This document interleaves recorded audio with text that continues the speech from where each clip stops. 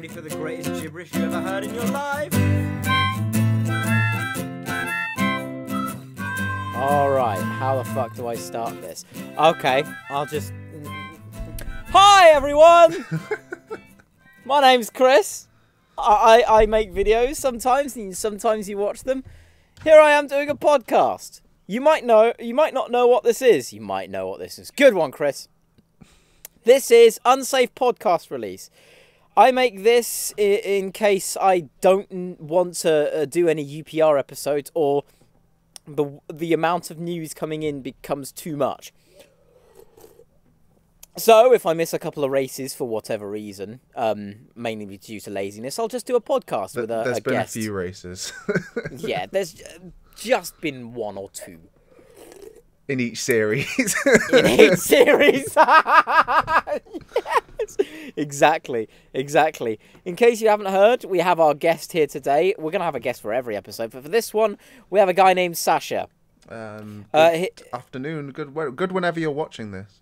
Good whenever you're watching this. Exactly. His Twitter and everything else is really, really funny, but you'll never know this. It's sort of a secret club, I guess. Yeah, you got to be let in. It's not a private account. You just got to find it. Yeah. If you want to see it, you're just gonna have to find it. And then, but the people who already know exactly what I'm talking about. So it's all good. What the fuck do we want to talk about for? Oh yeah, we have to do the 4 questions. 4 questions. I don't even know my own fucking podcast. This is the 3rd time of recording. I did this once with Dre and it fucked up. Yeah. I did this again with Sascha on Sunday. Yeah. Or like a week before and it fucked up again. So here we are starting for a 3rd time. What could possibly go wrong? What could possibly go wrong? Exactly. My audio just keeps fucking up and I hate it. We have 4 questions that I'm going to be asking each guest to get a kind of an idea of what they're like. And it's kind of like in the style of Inside the Actors Studio, if you've ever seen that. Kind of old, so I don't... I can't say I have. No, it basically is just some old wrinkly guy who never smiles asking celebrities like the same questions. Oh, so it's like Mastermind. Yeah, but not about knowledge. Oh, it's Weakest Link. No. Close enough. So should we start with the questions? Yeah, go right ahead. Let's do it. You sound so excited. I can't wait. Yeah. It's been a long day and this is the 2nd time of me recording. It's the 3rd time for Chris, so I don't know how he's mustering up the I don't know how you have the fucking patience to keep going. It's when it gets to the point where I do not care anymore, I just have this sort of uppity mood. So, the first question is, what is your favourite motorsports related word? So I'm just gonna use belief. I like belief. Belief? Belief in one's own ability, belief to go for a move, which there was a move done this weekend with that took a lot of belief. Yeah, just never give up and always keep going. As well as Lewis used belief this weekend as well. So yeah, I like belief. If it was a different question, if it was favorite phrase, my favorite phrase would be "he's in the groove."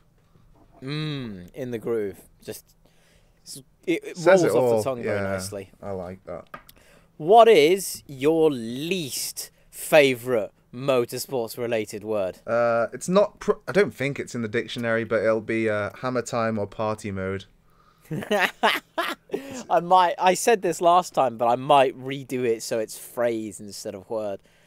If you could spend a week in a desert island with a racing driver, which one would you hang out with? I have multiple answers, which defies the question, but it depends like what angle you'd want to come from the question with. If it was my favourite driver ever, it would be Schumacher. But then again, there's a lot of different variables here. If I wanted to have, it would be pre like end of December, 2000. Was it 13? Yeah, 13. Yes. 13. Yeah. If I wanted to have fun and just go out, like just to go out having fun, I'll choose Lewis every day because I mean, who else is there on the grid? He knows how to have fun. Exactly. I mean, who else? Who are you going to hang out with? Like Ericsson? I mean, you go on a bike ride in the middle of some weird town. Yeah. In Sweden. I imagine he's incredibly boring. I'm sorry if you're not Marcus and you're watching this. You should, just find my Twitter and we can have a gentleman discussion. A gentleman discussion, like I did with Rafael Marciello about anything. Oh yeah. He seems to be Has he on blocked Twitter. you?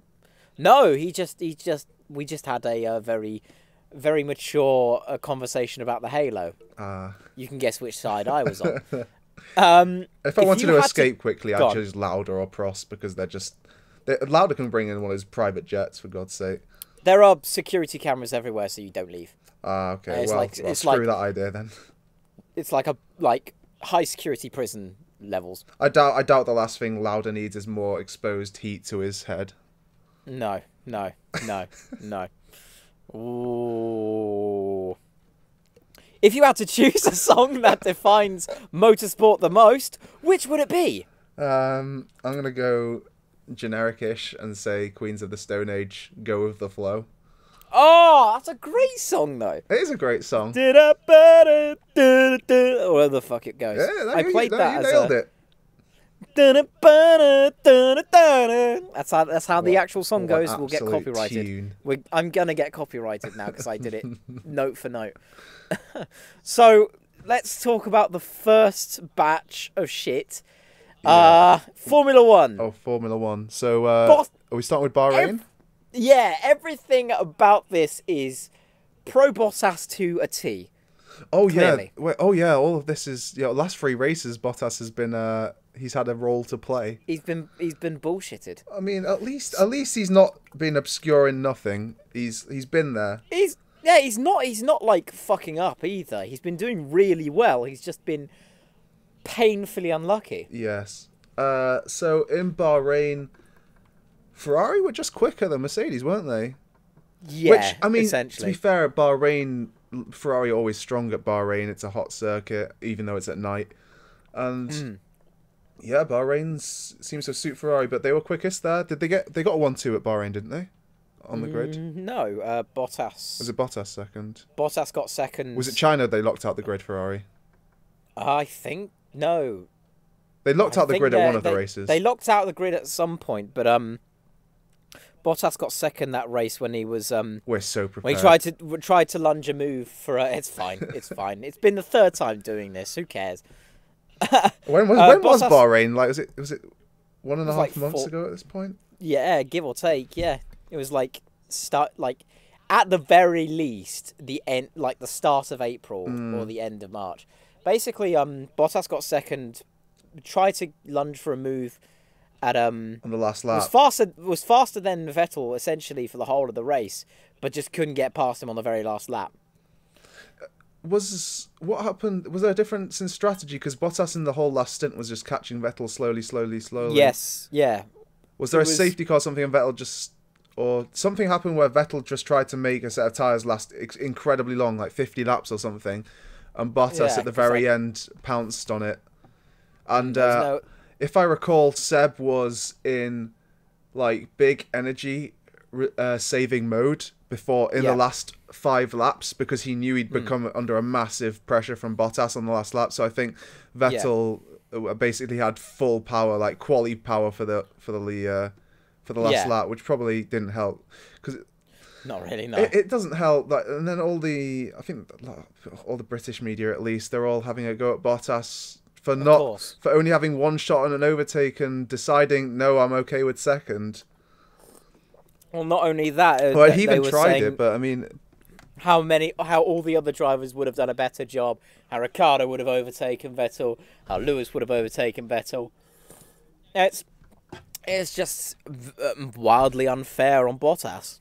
And I don't feel like I'm in any position to say that, but I just but I feel like as it's a true. Sebastian fan, I don't think Bottas did anything really wrong. No. I mean, yeah, sure, he had one opportunity, maybe he could have taken it better, but I don't, there's only a handful of drivers on that grid who would have made that move. Yeah, exactly. On first time. And it's not as this is as if second place is some absolute travesty. I mean, he still beat his teammate. It's only to the media. It's only an absolute travesty if you're in Mercedes. He was fighting. Yes. And he is essentially still fighting. Remind for me a what title. happened to Raikkonen at Bahrain. The pit stop. Did they? Was Raikkonen? Was Bahrain the one where they left Raikkonen out and his race got screwed because he tried to hold up? I was thinking when what sticks out for me in Bahrain was when Raikkonen pitted. He ran over one of his Oh yeah, that happened. Ferrari dudes. That clip. Oh, you've had to remind me. Now it's in my head again. Sorry about that. The double break. We didn't even mention it the last time. I think for better. I completely forgot about it. Yeah. We're not going to put a clip in. Don't worry. Safe for work. I don't think you need to. I think it's in everyone's heads at this point. That was grim. It's just like, if you really, really, really, really want to see it, look it up yourself. Just like. But there's no way I would do it for any visual need. Basically, ran over not fully ran over, but ran enough to break the dude's leg. I think his name was Francesco. Something that happened. Bahrain, Gasly, Bahrain. He had that, fourth place, wasn't it? Yeah, something like that. It was fourth or fifth. He had an absolute stormer with that Honda, and then he made the quick quip. Now we can fight. Just nailed on having a go at Alonso in Australia. And nice. I've heard that Gasly at one point was catching Alonso on track. I think they were on different strategies, but I've heard McLaren intentionally pitted Alonso 1 or 2 laps early to avoid Gasly passing him on track because of the embarrassment it would have looked like. Which is just hilarious to me, how insecure McLaren are. Hashtag best chassis on the grid. Sure. They've been saying that every year, essentially. Yeah. So what was next? It was China. Was there anything else at Bahrain? Was there anything else? Not that I can remember. I'm going to do a quick search of the finishing order, and then that might refresh if something weird happens. Hamilton third. Gasly fourth. Yes, Hamilton third. Magnussen fifth. Yeah, Ferrari did lock out the grid. I was right. What happened to Verstappen? Oh no, yeah, he and Hamilton collided at turn 1, didn't they? Yeah. My opinion was Hamilton should have left more space. I still, it's not as if they were both responsible, but Oh no, not Hamilton should have left more space. Verstappen pushed Hamilton off, and Hamilton, there was runoff, there's tarmac runoff at turn 1, but Hamilton decided, no, I'm going to turn into Verstappen's left rear tyre. And then Verstappen got a puncture? I think. He did. Yeah, and Hamilton was able to continue, and I think he pitted for a new front wing. Something like that. Essentially, yeah. At the end, he called Verstappen a dickhead, which is always good to hear. Oh, yeah. What else happened? Kevin Magnussen finished 5th in the Haas. Who cares? Roman Grosjean finished 13th in the other one. I forget what happened. He did. And it was... Roman Grosjean is having an awful year so far. He is. I think it's fair to say that Haas have been awful.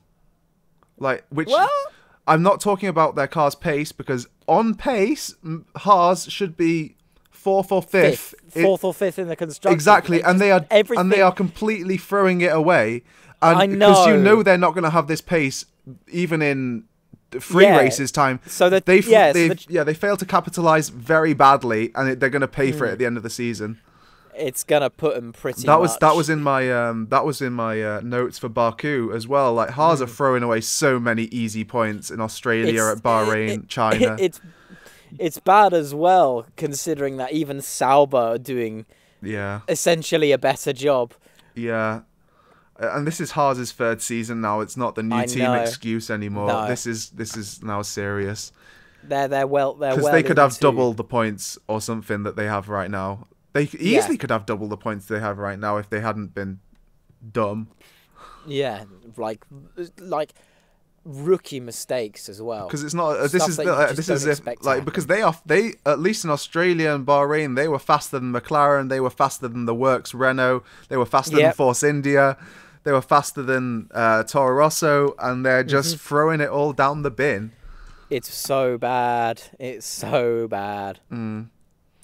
It really is. Are we gonna go to China now?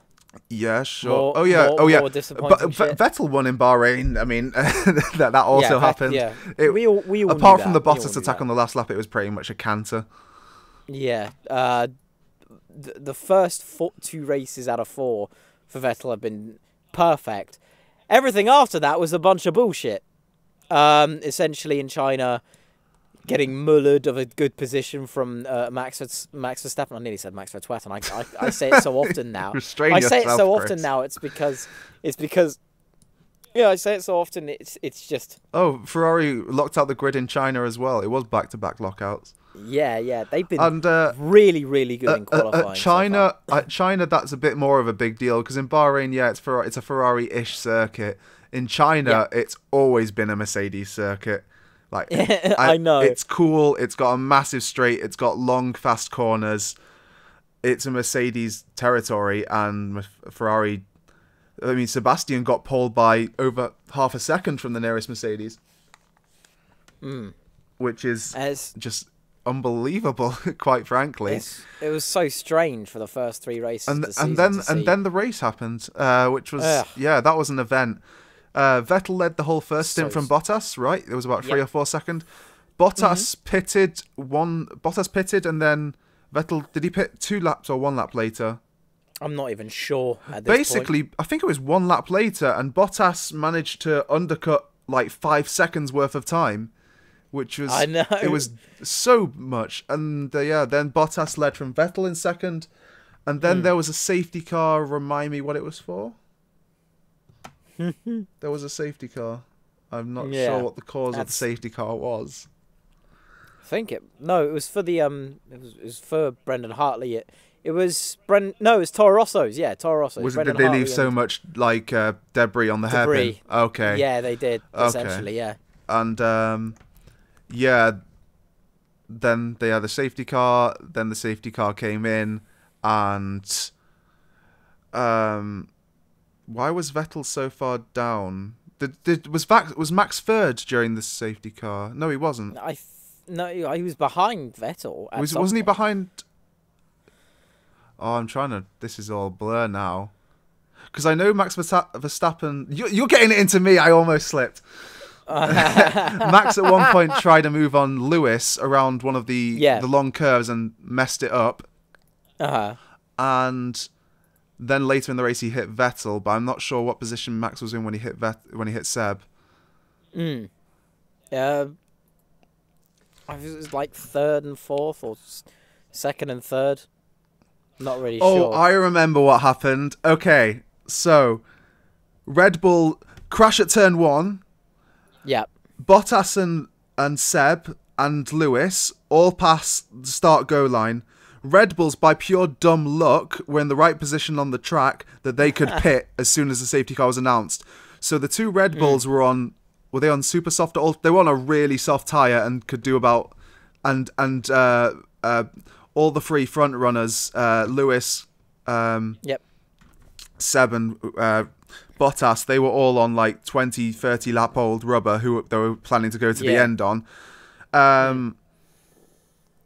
Max and Daniel quickly dispatched Lewis.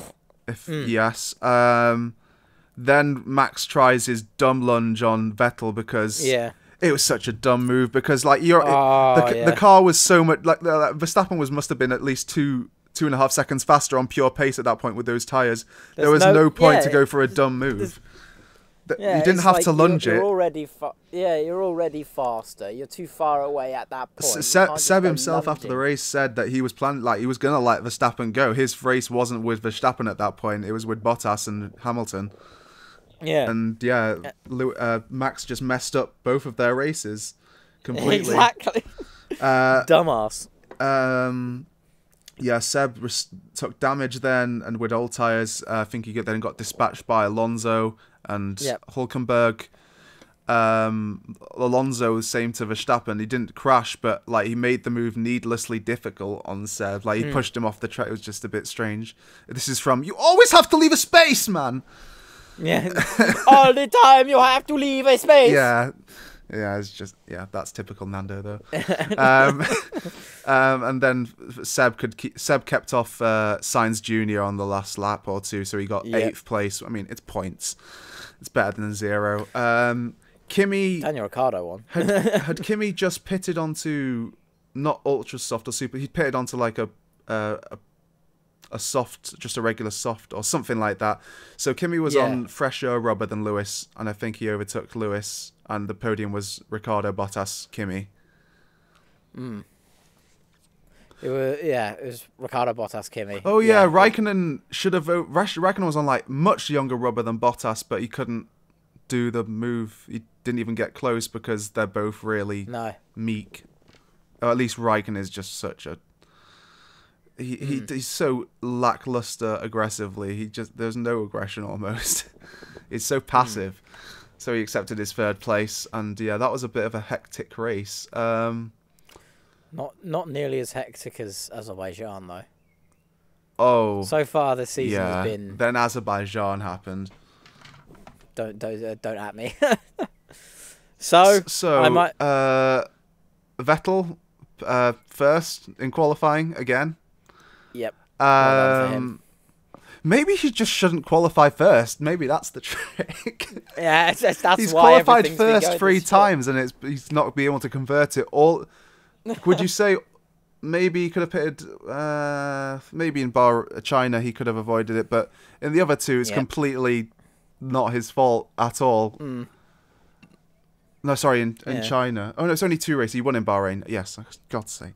Yeah, in China he lost through little fault of his own, and Baku certainly I think, well, we'll get to the move later, but Vettel qualified on pole. He dominated the first stint. Then there was a safety car. What was the first safety car for? Safety car. Oh, was it just with like there was the massive mayhem at turn 2, wasn't there? Yeah, it was just so much debris at that point. So there's a safety car. Vettel just, I think it was almost semi-revenge for what he believed Hamilton did to him. What was it? Allegedly, he believed possibly could have happened. That's the best way to put it. So Seb basically backed up the entire pack unbelievably until halfway through the straight. Yeah, until like 200 meters before the goal line. And then he bolted. I think Seb pulled out 3 seconds or so on the first lap after the safety car.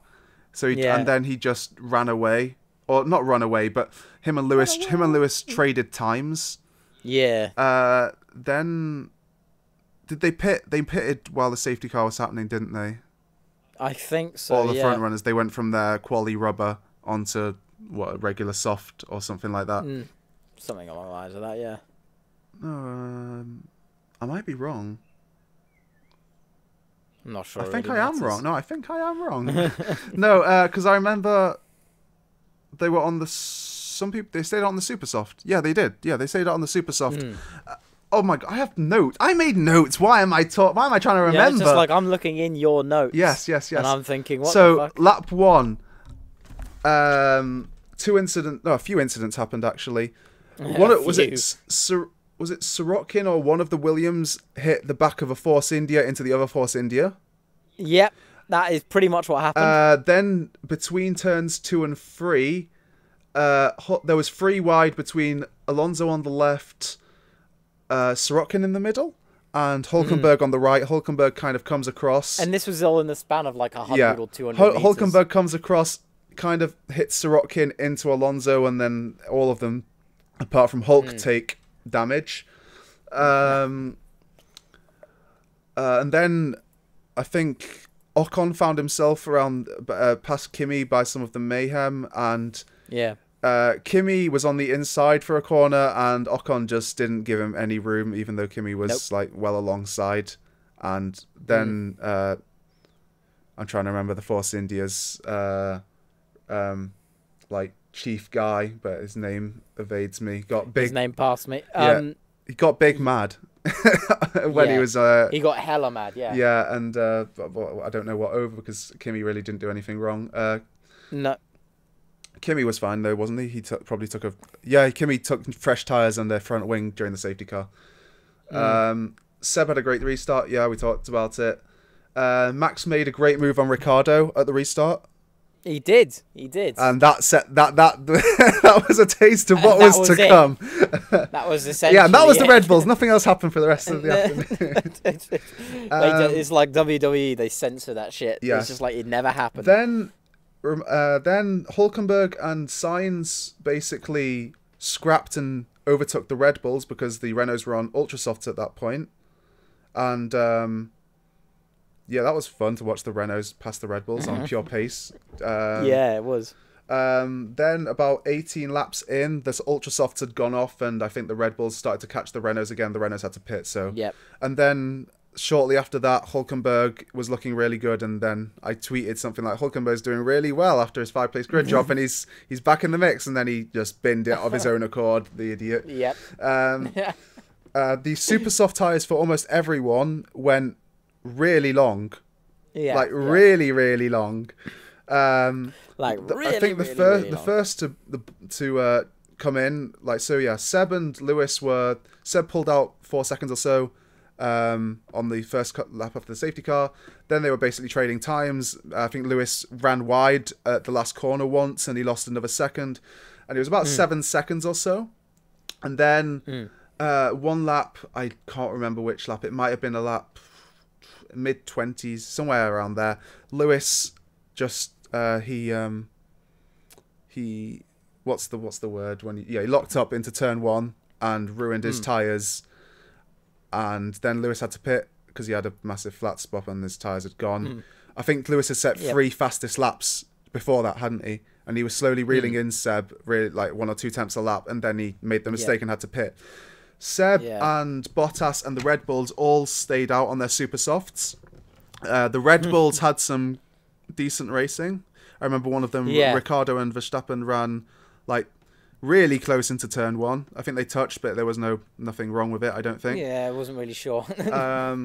Ricciardo finally passed Max after about 40 laps of hard work. Yep. Which then the Red Bulls were scheduled to pit 2 laps later. So Ricciardo must have thought, yes, after 40 laps of getting this guy, I'm past him, and then he gets priority at the pit. Ricciardo gets priority at the pit stop, so I'm going to pull out even more. Ricciardo comes in, takes the ultra soft tires. Verstappen pits the next lap for ultra soft tires, and Ricciardo fully on the softer rubber, expecting to be faster than Verstappen on 40 lap old super softs. On his fresh set of ultra softs, Ricciardo didn't pull out and actually got overcut by Verstappen. Imagine that, spending 40 laps to overtake this one dude. You have a better strategy at a pit stop, and you come out and then the dude comes out of his pit stop 1 lap later ahead of you. I'd be fuming. Then Ricciardo, I don't want to say. Well, then the Red Bull accident. That's the best way to put it. The Red Bull accident. Who do you think was at fault? I think it's both at fault, but who do you think is the predominant? Essentially, I think it was Max in front, wasn't it? So Max was in front. I would probably say Max, because from where I was looking, I'm gonna have to look at it again because I'm not exactly an expert on this kind of thing. It looked like he weaved one way and then went back into Ricciardo's line, and essentially gave him no room. My view was that this is. I think I'm not alone, but I'm in a. Go for it. It's fine. I think Ricciardo was mostly at fault. Verstappen instigated it by his movement. Yeah, but that's not illegal. I think after last year, you're allowed to move more than once. It's under brakes where you're not allowed to move, and I've watched the clip from Verstappen's onboard, and when braking, his steering wheel was straight. The movement beforehand, he moved maybe 2-3 degrees right, which Ricciardo then thought, oh, there's a gap. And then Verstappen just went back into the line he was taking beforehand. Now, in my opinion, the responsibility is mostly on the guy who's trying to make the move. Yep. And I don't think, even if Verstappen had been going to the right a little bit, there wasn't enough room there. No. For especially that kind of corner. Maybe if it was a hairpin, or if it was a fast, long corner, but it's a 90-degree corner, and going that far up the inside is a really strange move to make. And Ricciardo, it didn't help the movement, because Ricciardo had about, it must have been 10, 15 miles an hour worth of overspeed on him, didn't he? He was approaching so fast, and Ricciardo wanted to make a move. I don't think that move was on, especially on someone who's your teammate. I think it was too risky a move. And Verstappen, not innocent, but I think it's Ricciardo's fault mostly. I think Ricciardo could have passed him a lot cleaner like he did earlier in the race. And I think it was just a culmination of Ricciardo was really mad that this dude's been ahead of me all race. Yeah, exactly. I think it was pent up, and he went for the move. I think in a rational state of mind, he wouldn't have gone for that move. No. So then that happened, and there was a safety car. So that safety car was the safety car would have probably lasted 5-10 minutes, right? Yeah. And then, completely of his own accord, a certain French man decided to bin it. And his race engineer go, oh, the guy behind you must have hit. No. No, it was him. Yeah, completely on his own, just ditched it, or I think he just stood on the throttle too hard. Roman. Yeah, that was bad. Talk away throwing away points. That was really poor. This 10-minute safety car turned into about 20 minutes, 25 minutes. I think Ericsson hits us. And then Bottas had... Seb pitted, was it like late 30s or early 40s lap? Something around there. Because Seb didn't want to pit. I think he didn't want to pit until Bottas pitted, because he wanted to cover off both strategies, because Raikkonen couldn't help. Ferrari couldn't split strategy. So Seb wanted to cover off Bottas, basically, so he waited. But then eventually, I think Ferrari and Seb just pitted anyway, which I wouldn't. I personally, I don't. I'm a bit weird, because Seb's pace was still. It wasn't poor. Hamilton was catching, but it wasn't at all dangerous. No, and I just would have waited for Bottas to pit and then pit, because there was no. I mean, I don't think there was any need to go on your own.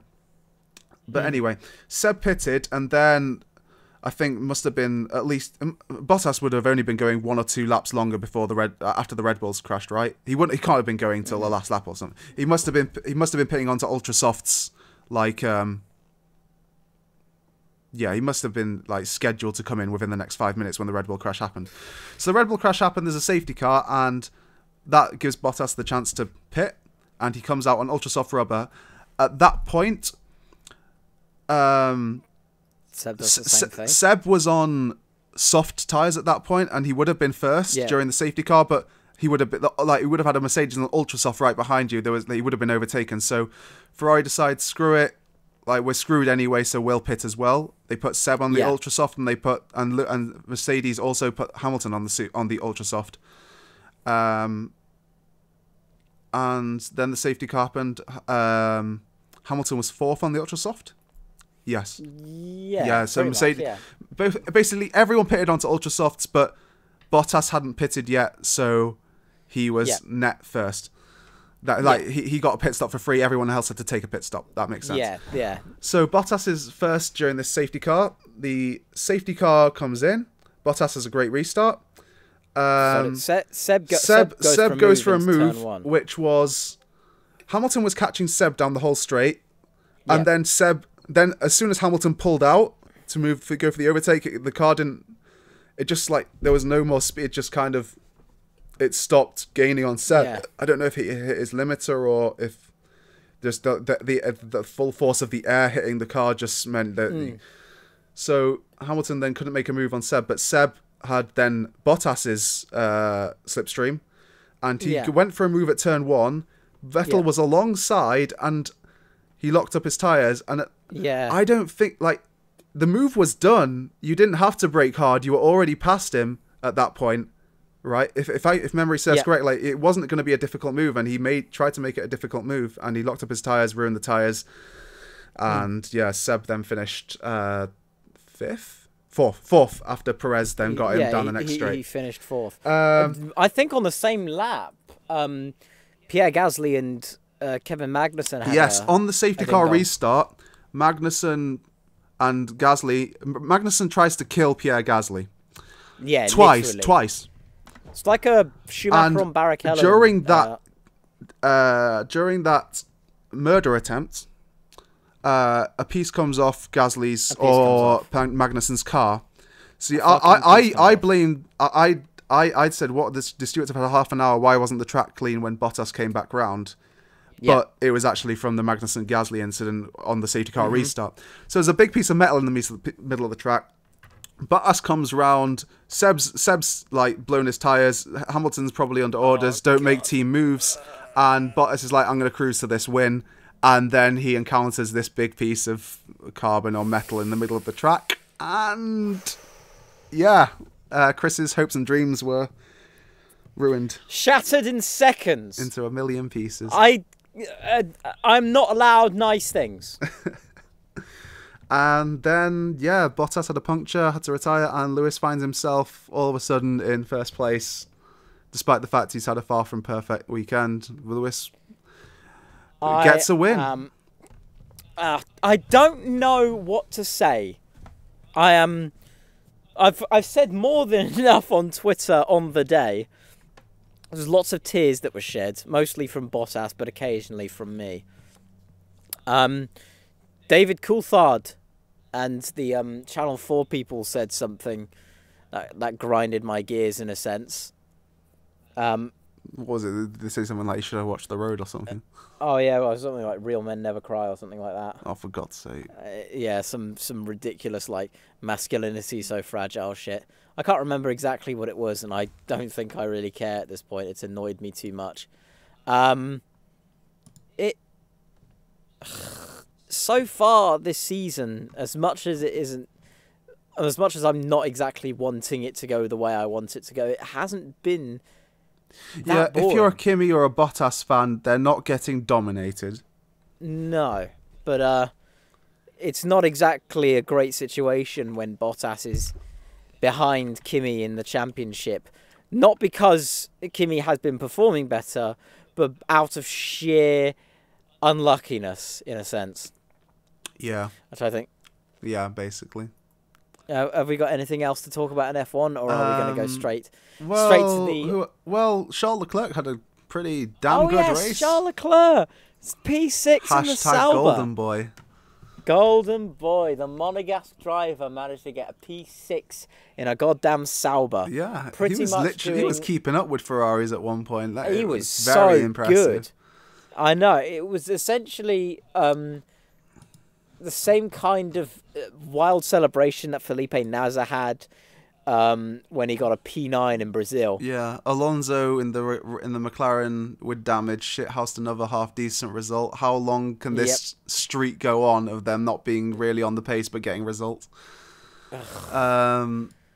Force India. Perez is doing what Haas could have been doing, basically maximizing the chance that you're given. A P3. Because by no means at all does that Force India deserve to be anywhere close to that podium.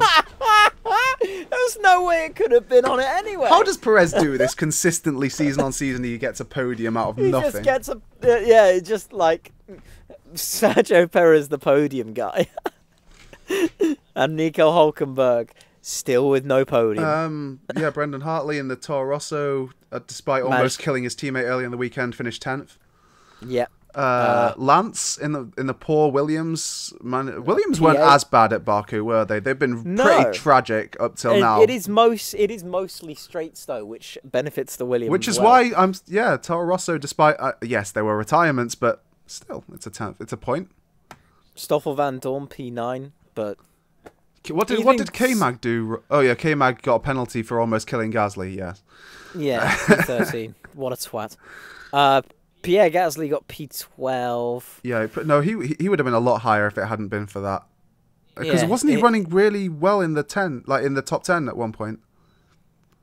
Pretty much. I think at one point Gasly was doing really well for himself, and I don't know, I'm not sure what happened. Maybe the safety car screwed him or something. I know Gasly at one point was looking good for that race. Carlos Sainz got P5. Yeah, I mean, I think we when there's a Mercedes and 2 Red Bulls retired, then yeah, everything gets a bit more jumbled up.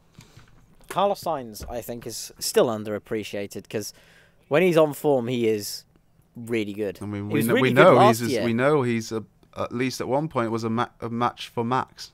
That's a tongue twist. A match for Max. Yeah.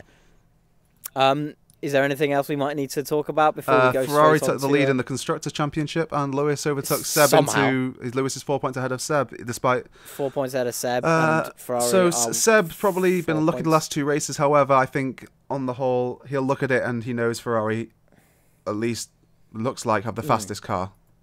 Yeah, right? It's just like essentially, if there has to be a point where Seb can come back and get a few more P1s. Exactly. We'll just have to see. It's that thing which Lewis has had in the past when Seb's been ahead of him in the championship, but he knows Mercedes have the fastest car. He had this essentially in 2016 where he was just not doing very well while Nico was taking up the spoils, and at some point halfway through the season he wiped the floor with essentially everyone and took the lead before the halfway point at Hungary. Yeah, if I can make a really shit football stat analogy, it's like XG, expected goals, and even if you're not scoring, it will eventually come to average, mean, and it will come to what's expected, and you'll get your results. The thing is, though, straight over my head. They want to get those like Haas. They need the results. You can't do this forever. When you're on top, make it count. So Ferrari have to. Yes, it's been unlucky, but they've got to get a win or 2 in while they're on. They have to. You can't just keep doing this. Yeah, even though it's not really in their hands. Fault. It's not in their hands. No, exactly. Yeah, they got. If there's better luck, they've got to make it count. Which I expect Seb to do. Seb's been driving brilliantly this year. Seb's a 4-time I mean, how many mistakes has Seb made this year? Is it the lock up at Baku, and that's almost it? Yeah, that was about the first mistake he'd essentially made. The rest has been out of his hands and the mistakes of other people. Max. The strategists in China and the lock up in Baku, but that's about it. Yeah. Are we going to go straight to MotoGP? Yeah, let's do MotoGP. So we're not going to be spending 30 minutes on this. Which races was it? It was Argentina and Kota. Yes. Well, let's do Argentina. Argentina was more exciting, obviously. Yeah, well, of course. Not for all the wrong reasons. So qualifying day. Yeah, you can explain what happened in qualifying. Yeah, because you spent most of it on. I did Baku. You can do this. Yeah. So essentially, the race started with Jack Miller on pole, and there was some absolute bullshit happening before the start of the race. I think it started raining, and everyone decided to. It was a similar thing that happened in the qualifying, because in qualifying it was wet, and then at the very end of the session it was drying out, and Jack Miller, big balls, decided to do slicks, and he got pole, even though that bike does not deserve to. Well, no, not deserve, but it shouldn't realistically be on pole. And Jack made a great decision and got pole position, and then the same thing happened at the start of the race. You can, but which quite rightly pissed off Jack Miller. Yeah, because Jack was on slicks, which were on a drying track at the start of the race, and everyone else was on wet or inters, and so they got to change. Everyone else got to change. Everyone else really should have had a pit lane start, correct? Yeah, but then the race organizer, that would be ridiculous. Let's put them all on the grid again. It was just that wouldn't be ridiculous because that's the rules. Yeah, Jack should have. Yeah, I'd be very peeved if I were Jack. And then they had their Marc start, Marquez, and Marc Marquez had a jump start. He started, yeah. And he was ahead. And then they told him to get to the pits, mate. And he said, "Nah, I'm gonna spin this back round and get in my slot." Fuck you. It's just like, what are you doing? That was Marc Marquez's lowest points in his career. One of, yeah, definitely. Yeah. It's just, I think this was where probably the unfair comparisons between Max Verstappen and Marc Marquez started coming in. I still think that's bullshit. Yeah, I mean, he's a multiple-time world champion, and Max is a multiple-time winner. Well, is he twice? Or three times? Oh, wow. But essentially, Marc Marquez has more world titles than Max Verstappen has wins. And that will still be until Max Verstappen has 6 wins, which hopefully doesn't happen this year. If you know me well, yeah. Marc Marquez gets his penalty for not jump starting, but he should have basically not starting in the pit lane. He gets his penalty. He gets a drive through or ride through. Yes. Then he's sizing his way back up the grid through the race, trying to make positions, and then he encounters the doctor. And despite the fact that Marquez was clearly faster, he decides to go for a banzai move, and he runs Valentino off. Yep. And he gets penalised for that as well. Just not. It wasn't the brightest day in Marc Marquez's stunning career.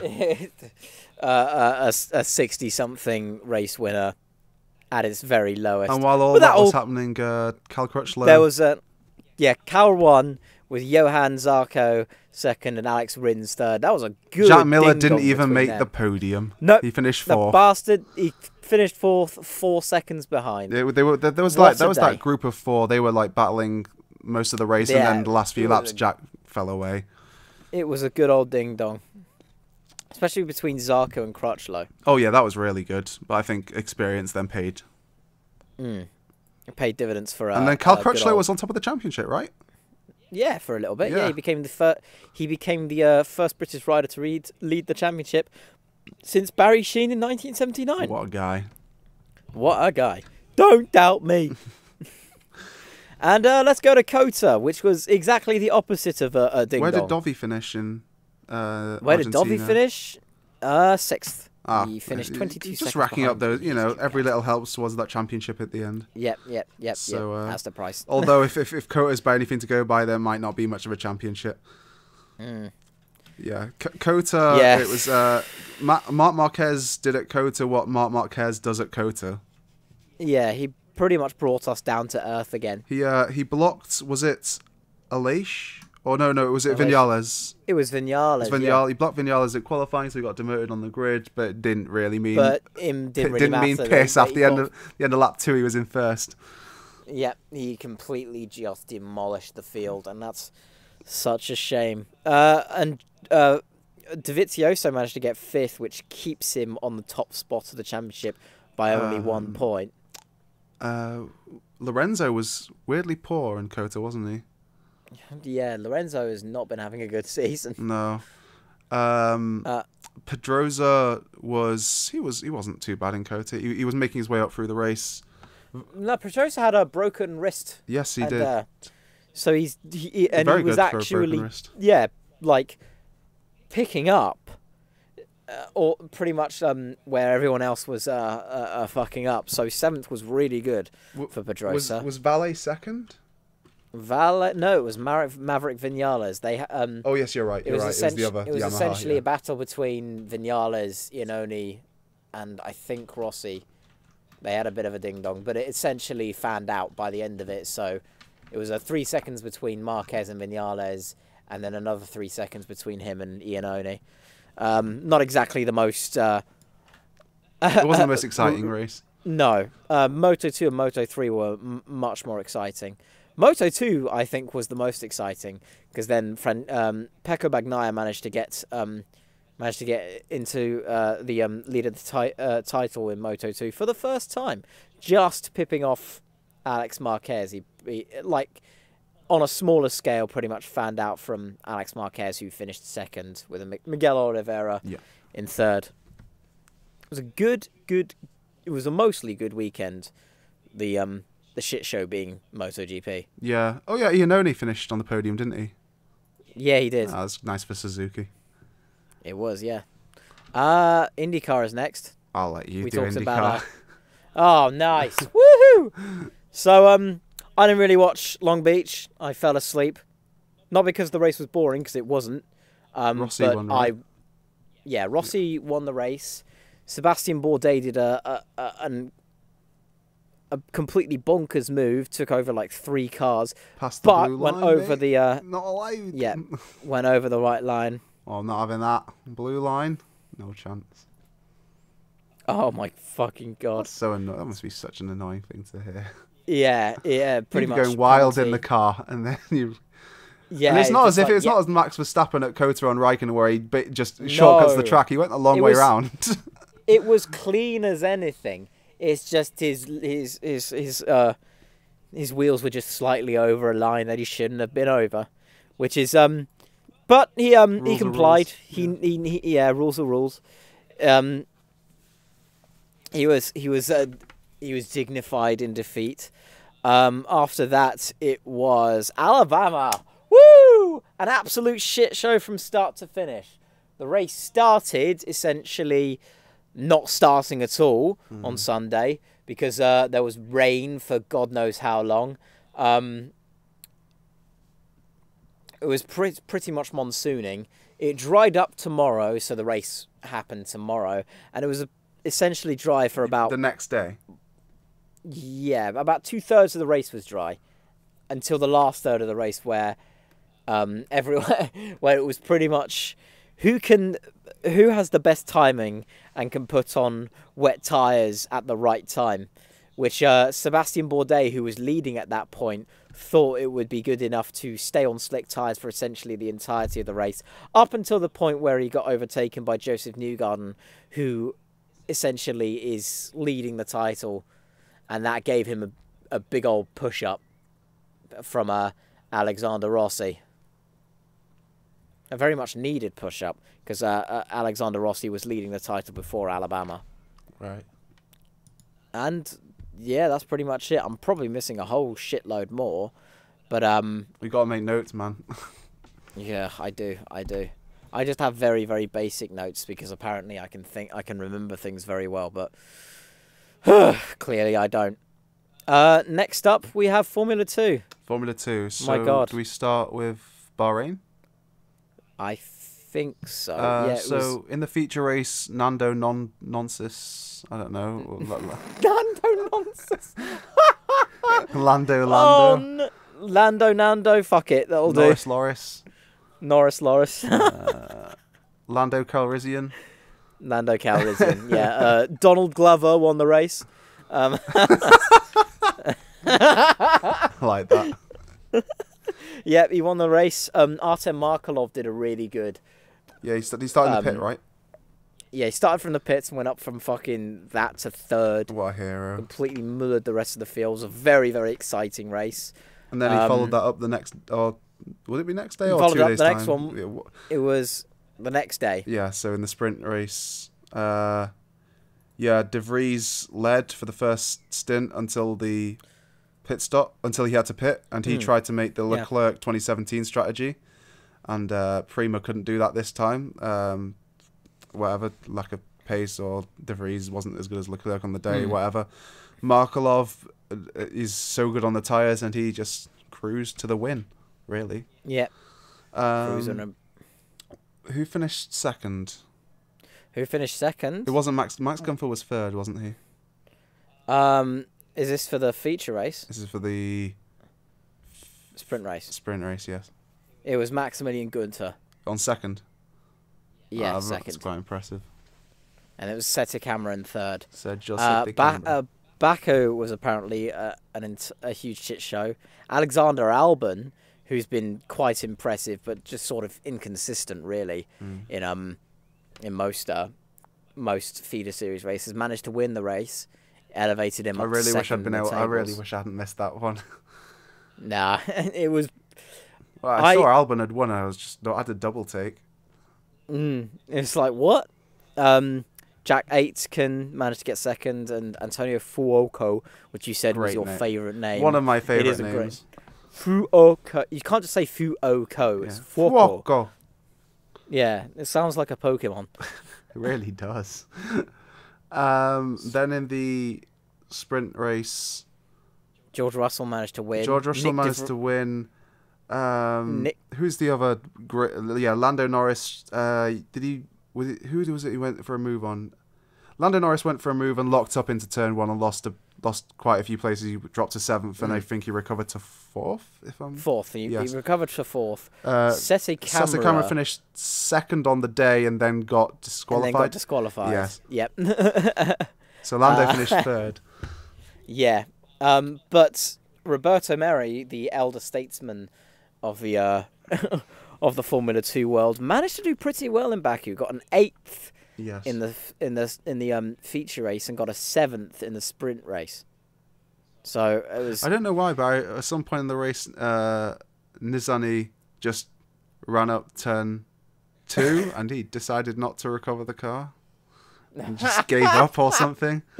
Oh, that's about as Nissany as it gets, really. It's just like Louis Delatraz and Roy Nissany, sons of infamously shit drivers in Formula 1. Oh, what a shame. What a legacy your family is going to be taking. Santino Ferrucci managed to get a 6th. Arjamani managed to get a 5th somehow. So a lot of the back of the pack drivers did well in the sprint race. Yes. Boschung managed to do pretty well in 11th. Yeah, Boschung and his teammate had a. Oh, they were they first and second on the grid, I think, and they both bogged. About 5 people stalled on the grid. Markelov stalled on the grid, I think, when he had to retire. Both the. Who does Boschung? What's the team name for Boschung? Oh God, no! I've got this. It's MP, isn't it? Is it MP Motorsport? Is it? Yeah, MP him and Merhi both it is. bogged down from high up on the grid, and then they were fighting for would have been 5th and 6th for the rest of the race. Oh, that's a shame. But at least seeing Roberto Merhi not in like 13th or 14th is kind of a breath of fresh air. Yeah. I say that he's been in God knows how many years. Roberto Merhi has just been in FIA series.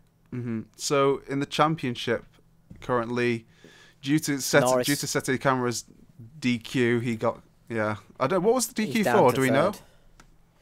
I think it was for an underweight car. Oh yeah, on the in lap he stopped on the main straight, so it must have been it must have been something like weight or fuel. Yeah. So he Lando's in first on 55, and then Albon finds himself in second. Somehow.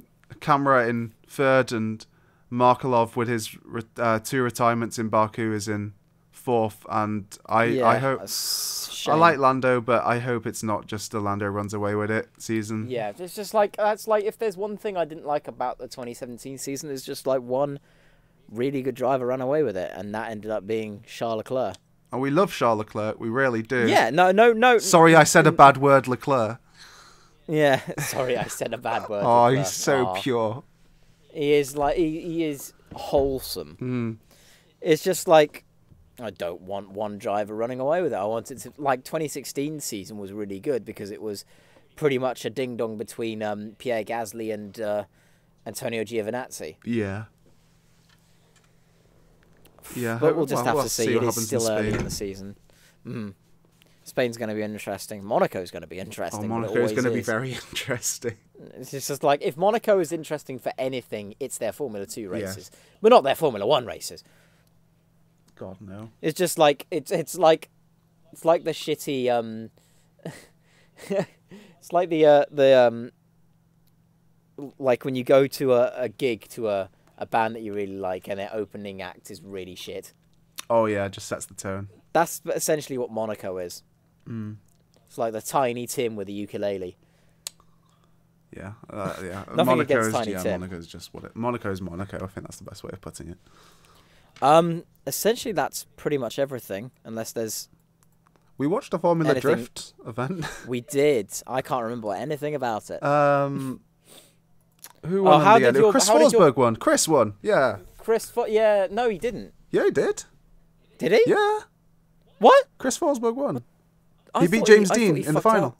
Oh yeah, no, yeah, because James Dean mullered it into the last. Yes, I remember. There you go. God, there's your Formula Drift news for you, Chris Forsberg, multiple-time world champion, won his first event in about 3 or 4 years. Yeah, no, the Chris's do it again. Anything? Is there anything racing related that we can talk about? Because if not, we can just go straight to the non-racing related stuff at the very end. Red Bull could move to Hondas, I think, now. Yeah, because they could do. Toro Rosso's performance has been not abject. I think everyone expected them to be like who exited the sport last season, who were always back runners. Not last season, but was it season Mana? before? It was season before. It was Mana. Yeah, everyone expected Was it? Yes, it was. Mana? Yes, it was Mana. Who was really slow last season then? Was it just Sauber? Yeah, it was just Sauber. Yeah. I think. Sauber. Oh God, when Sauber were linked to Honda, Jesus. God. Yeah. God. But Call them. Toro Rosso, they're by no means last, not even close. They're definitely faster than the Williams and the Sauber. Definitely faster than. Well, not definitely, but race dependent. They're on par with the McLarens and the Haas and the Force India. Yeah, it's just which is very good. Yeah, especially massive since improvement. Keep fucking up. That is so much of an improvement from last year. It's so satisfying. And they're reliable-ish. More reliable. They're more reliable. More reliable than Haas, to say the least. Oh yeah, that's for sure. It's just like if anything, they at least got that. Yeah, they're an experienced race team at this point. Toro Rosso's like ex-Minardi, isn't it? Yeah, they really have been around a while, that team. So they know what they're doing. And if Red Bull, I think there's a big upgrade for the Honda in Canada. So that is that start of June, Canada. Yes, it is. Yeah. So I think when was the deadline that Renault set Red Bull to decide? Was it end of May? I'm not sure. I think they'll probably extend it a week or two if they ask them. But yeah, I think if they depending ask on nicely. that, I think depending on how Canada goes, because Canada is power dependent, isn't it? It's really fast, Canada. Yeah. It's a lot of straights and a lot of. Yeah, so I think depending on how Toro Rosso cut it at Canada, I think that'll have a big effect on whether Red Bull go for. I think in China they probably got a lot of data. So yeah, it'll be interesting if Red Bull become a works hashtag, not hashtag, a slash works team. Slash tag. Yeah. So yeah, is that about also, it? Also, there was a meeting or something the day we're recording this. For 2019 Aero, they're going to yes simplify the front wings finally after 10 years. I mean, in 07 08 it was like 3 elements or 2 or 3 elements, and now it's like 16. Yeah, it's like it's insane. It's like the inside of a alien's mouth. It's multiple teeth. It's got everything. So I think they're gonna simplify the end plates. They're gonna make it, just simplify the whole front wing, which is really needed because the increased complexity means to have closer racing, you want as less a complex aero as possible. In clean air, it'll be faster with more complex, yes, but if you want to have good racing, you want cleaner aero. That's why they got rid of all the side pod stuff in 09, and they reduced the size of. Yeah, you want cleaner aero. So they're also going to offset the cleaner front wing. They're going to make the rear wing bigger because F1 is F1. But anyway, at least the one effect of the bigger rear wing, despite it being more complex, is at least the DRSL will have more of an effect. Yeah. So that should help with overtaking again. So they're going along the right way. I think also they have changes. They also want changes to the front brake ducts to have it less winglets on that. But basically, just they're simplifying the whole thing, and hopefully theoretically should be increased overtaking, which is what all the fans say they want, and the fans know best. Clearly they do. Yeah, fans always know best until it's not the correct thing, and then they say, I never wanted this. I used to hate Seven, now I love him. Yeah, I think that's about everything. Other than Gasly almost dying multiple times in Baku, I think that's about everything. Yep. We just want to make sure he's still alive. Yeah. Put him on a respirator. The Halo, do we really care anymore? I've pretty much forgotten almost at this point. Yeah, it's just like it's a part of F1 now. Yeah, exactly. It's a part of F1, and I'm perfectly... I was fine in Australia, to be honest. I was fine before then. Yeah. I was just annoyed that everyone else wasn't. I mean, to me, there are bigger deals in making the car more aesthetically pleasing than the Halo. Yeah. It's not the ugliest part on the car at all. No, it's not. It's just like the extra aerodynamic-y bits. Yeah, I hate the shark fins. Are so... Just have the curve of the engine cover. It's so pretty if you have the curve of the engine cover rather than this jagged edge. Yeah, it's just like you point it and you could hurt yourself. Yeah, I think bigger rear wings should help with the aesthetic, and less complex front wings should help with the aesthetic. Is that about it?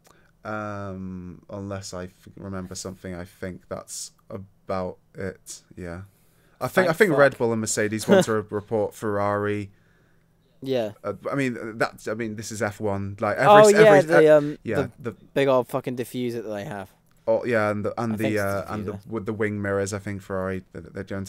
Basically, this is F1, and teams always try and slow down the fastest team. And Ferrari have done it to Mercedes. People did it to Red Bull in the Red Bull era.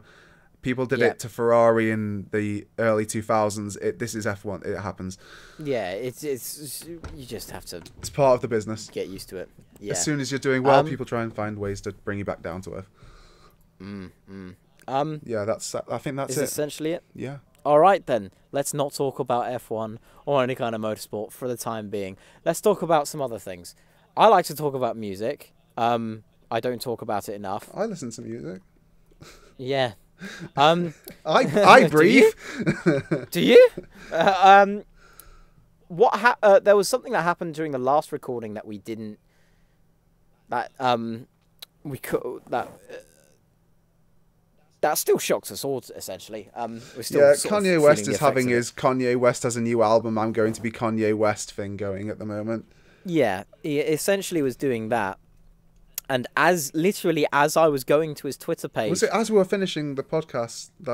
Just as we were finishing... Literally, as it came up 5 seconds ago on the Twitter. And Chris said, Kanye's tweeted, and I said, no, he hasn't. Then I refreshed. Oh, shit, he has. What have I just seen? Yep. You essentially, we have Sasha's initial reaction to Kanye's MAGA hat. Oh, no. And the ongoing pictures afterwards. We'll put that in post after our. There's just lots. It's still. I don't want to. Yeah, it hurts my brain to talk about this. It and hurts. The thing is, and I know the fact that he's he's mostly the fact that he's hanging out with fucking Charlie Kirk as well makes me hurt even more. And this is almost entirely just for advertisement for his new. I know. What a twat. I miss the old Kanye. Was there really an old Kanye? Yeah, Kanye's Kanye. This is part of a Kanye where he said on live TV, George Bush doesn't care about one of my favourite people. parts is Kim just tweets, honey, stop, please. or at least the most polite way of saying please. Please. Oh, no.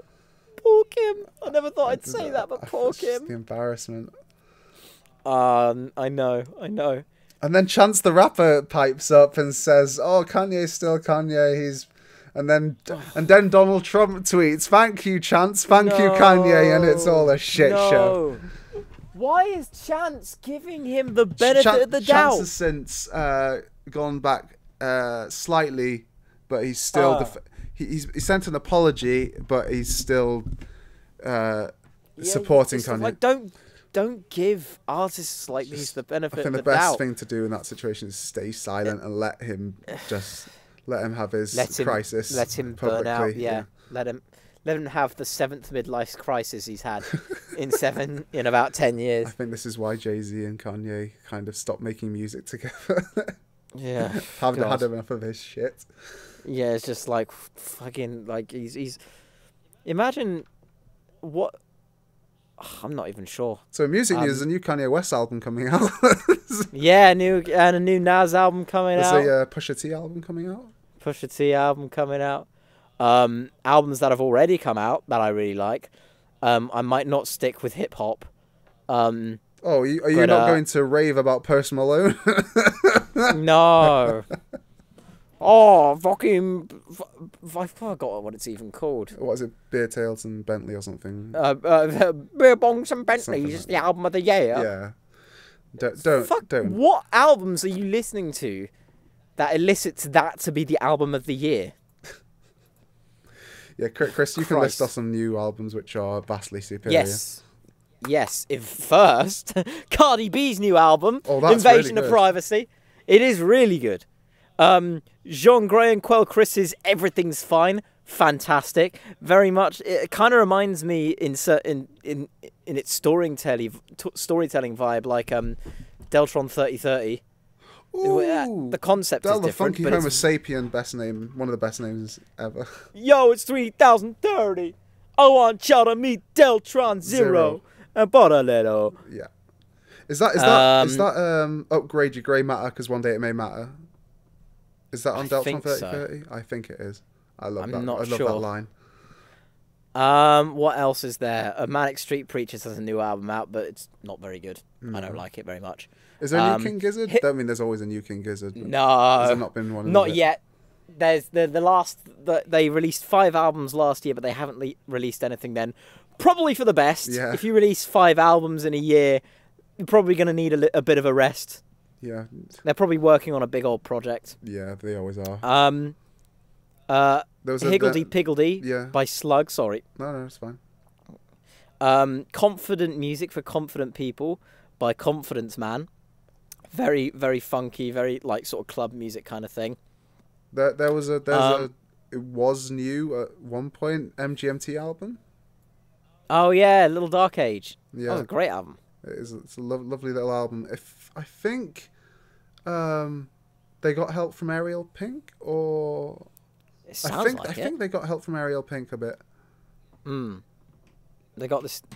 I love the sound that they have at the moment. This sort of dreamy poppy kind of vibe. Yeah, it's a very nice, fun album.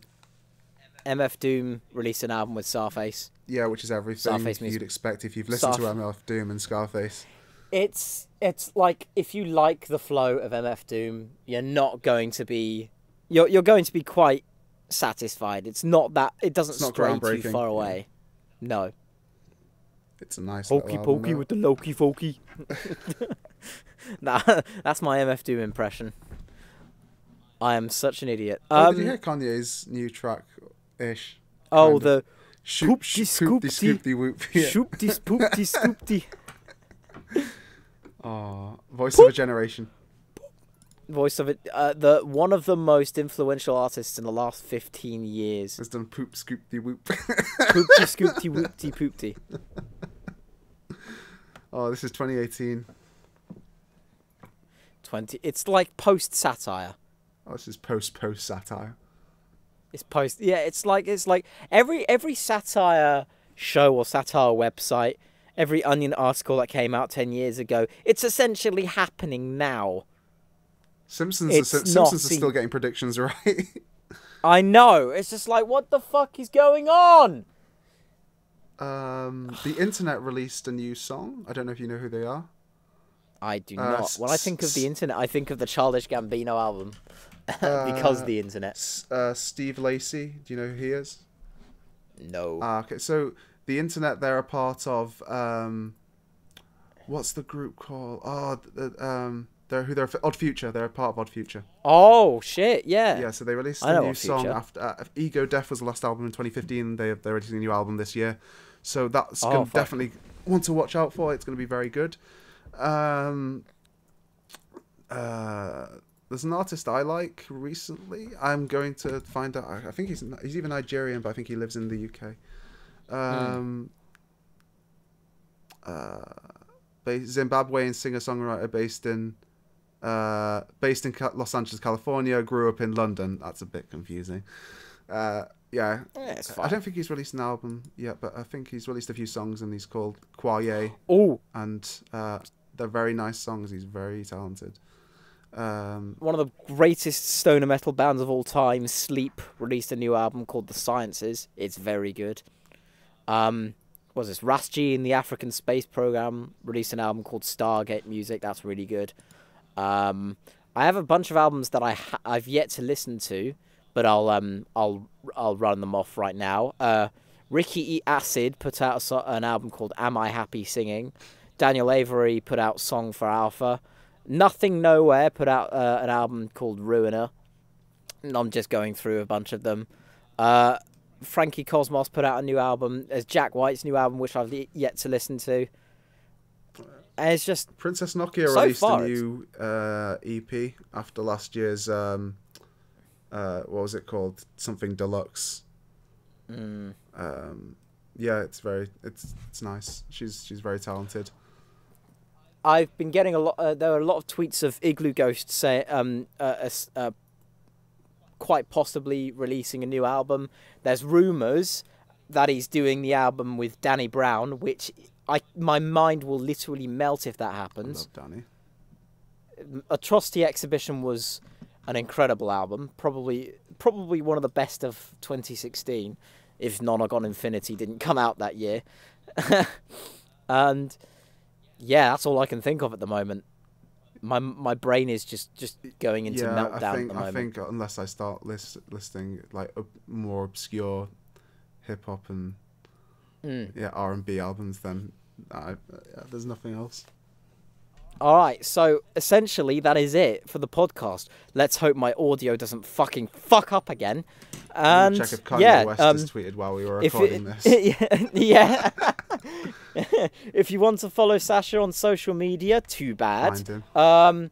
I am CookProd1 on Twitter, Cook Productions 1 on fucking Instagram. What's your Bandcamp? CJC Music. Is it two EPs or 3 EPs on there now? It's 2 EPs. Going to be releasing a third one soon. It's just my entire fucking. They're very good. The 2 EPs. I'd recommend them. Thank you. I purchased them. I appreciate it. If you like sort of folk rocky kind of thing, well, not folk rock, just folk, sort of acoustic kind of stuff, then maybe you'll enjoy it. Third one's going to be much more somber. It's going to be like Pink Moonish. So if you're into that, then you can look out for that. You can support me via Coffee if you want to make one-off payments via PayPal or whatever. That would be really nice if you could. And keep podcasts like these going. It would keep my series going. It would keep me motivated to keep going. And it would be great. It's a buy for me. In life, yeah. Just like, give me money. Just give me money. So that's about it from me. Hopefully that's it from Sascha, unless he wants to continue the podcast on his own.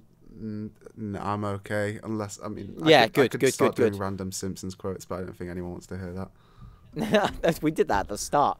At this point, it's a bye from me. It's a bye from Sascha. Thank you for listening. Here's Sascha's initial reaction to Kanye's MAGA hat. Yeah. I will see you whenever I fucking do this next time. Bye! Oh my god! Kanye just literally tweeted him with a cap, a MAGA cap. Where's this? This 7 seconds. Oh my good lord! I've just refreshed! 2018. What a... Oh my god. What a cretin. Dear God. I'm not going to listen to his new album. Don't listen to his...